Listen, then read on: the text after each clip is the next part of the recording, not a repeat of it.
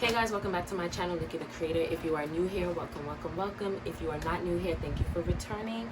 Before we jump into the topic today, if you have not joined my VIP group, this is the time. I have a workshop dropping middle of August, pretty and paid. We're going to be talking about self-concept and self-concept in relation to money and get into the bag. No, you don't have to be a woman. Anybody can join. I'm going to be talking about business. I'm going to be talking about investments. I'm going to be talking about a job. I'm going to be talking about if you don't want to work and be a stay-at-home husband, wife, whatever, and want to make money. But I'm also going to be talking about self-concept, all right? So if you're ready for that workshop, the VIP group will have access to it first in the beginning of August, and they will get a discount. If you're not a part of it, then I will open it up to the public. So you're still not going to miss out either way. So today's topic I want to talk about is understanding why this is an inner job. Why is this an inner job? Why is it about you? And then mirroring. If you understand the concept of mirroring, you will understand you move first and the mirror follows, right? You reach the hand up, the mirror follows. Now it's not a delay like how you it's not like this actual mirror. I'm pointing here because I have a mirror right here. It's not like that actual mirror where as you move, it moves with you, but you move, the mirror comes.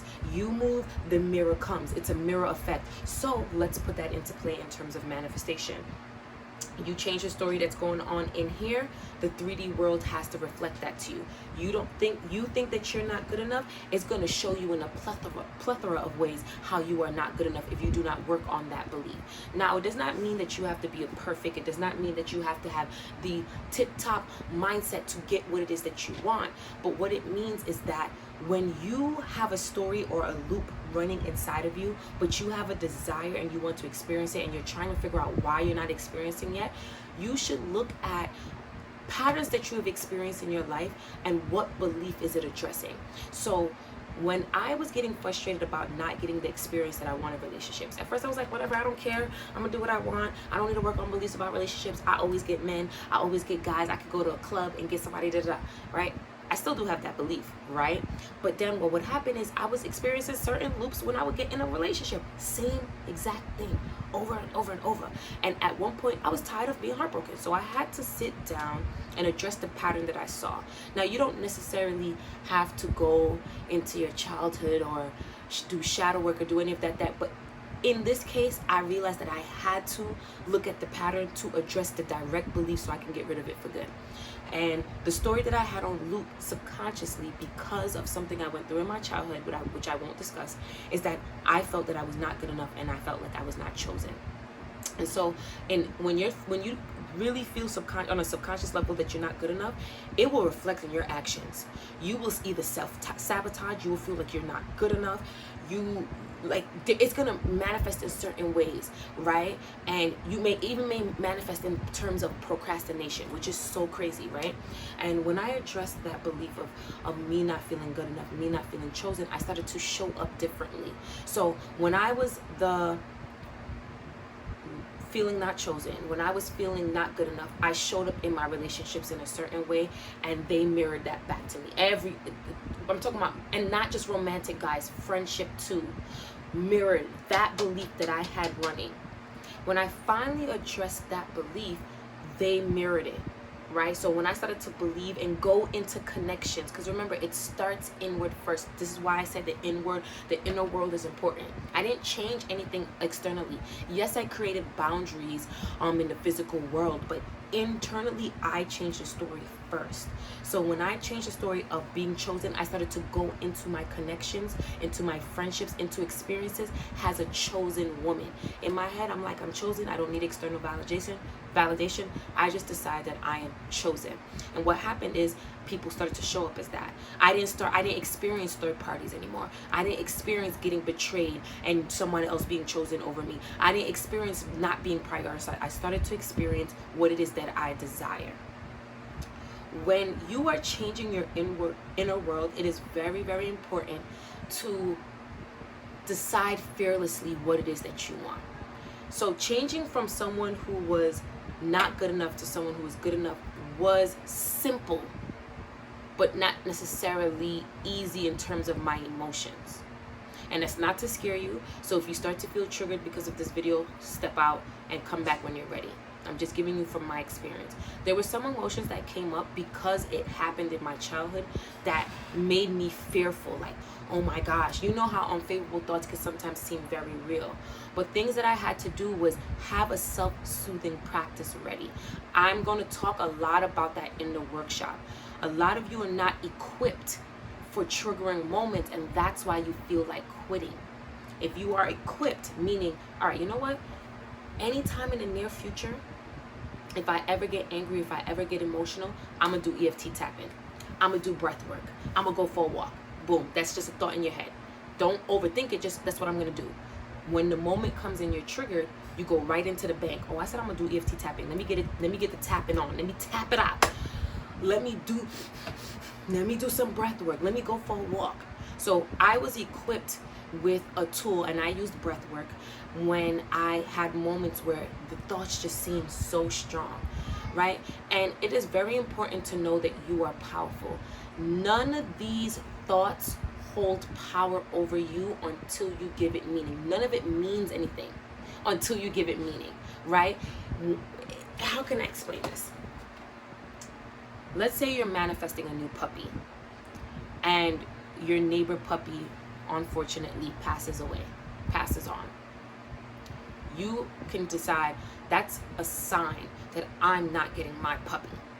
Or you can decide that I have my puppy, and you know what? When I have my puppy, it just means that, I hate to use that, somebody else's misfortune means that you get what you want, but you kind of get what I'm saying. You give everything in your life meaning. And a lot of you are assigning things meaning based on what society told you to give its meaning.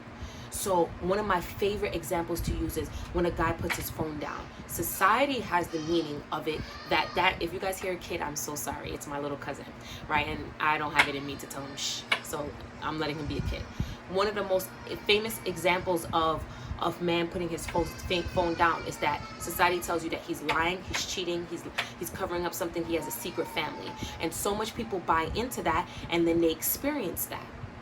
But there is also another potential where he puts his face down because he's giving you his undivided attention.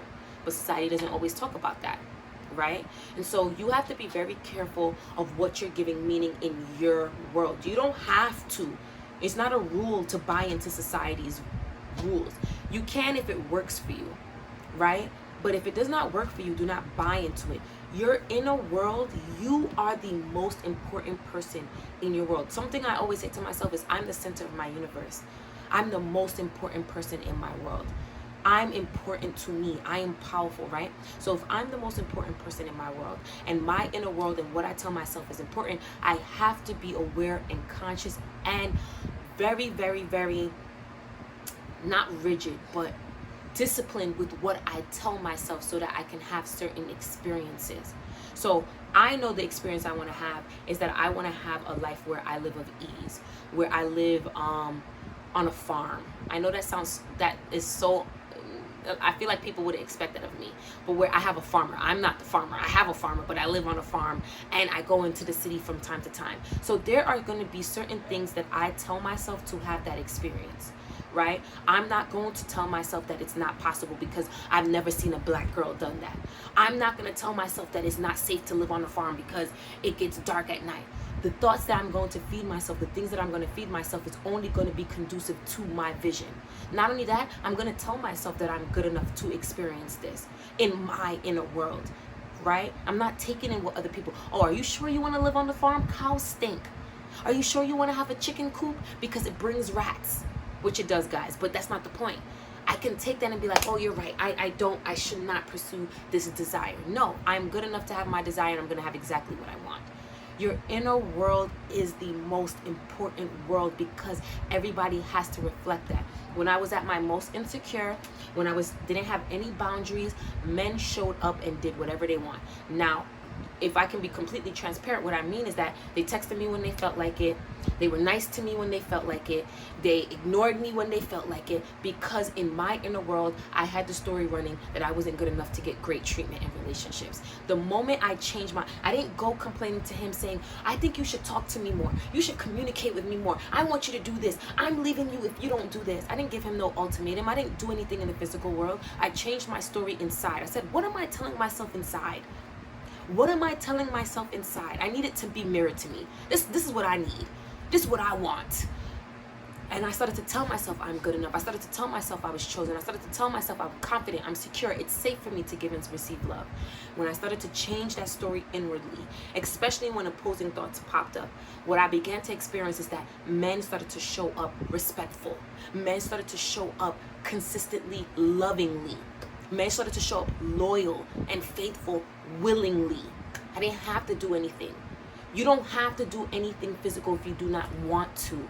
You need to change your story inward, because here's the thing. If I decided to drop that one, let's say I decided to drop guy A and I went to guy B, the same story would unfold. And that's what I saw with the patterns of my life. Let's say you were at job A and you had all these experiences at job A that you hated. If you don't change your beliefs about what you want to experience inside, you're going to go to job B and experience the same thing that happened to me. I was at job A and I hated what they were doing in there and whatever experience that I would talk about and and I never changed my adjustment in when I was applying for a job. I didn't go, when I get this new job, it's going to be this experience. I just went, jobs are just like this. HR is always like this. So when I went to my second new job that paid me more, the experience was still the same as job A. When I got this recent job that I have, I made sure I was very specific on what I wanted to have, and I changed my beliefs on what I can experience in the workplace. And that's what I'm experiencing now.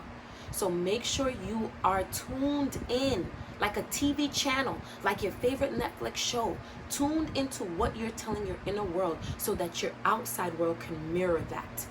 You are the most important person in your world. Remember that.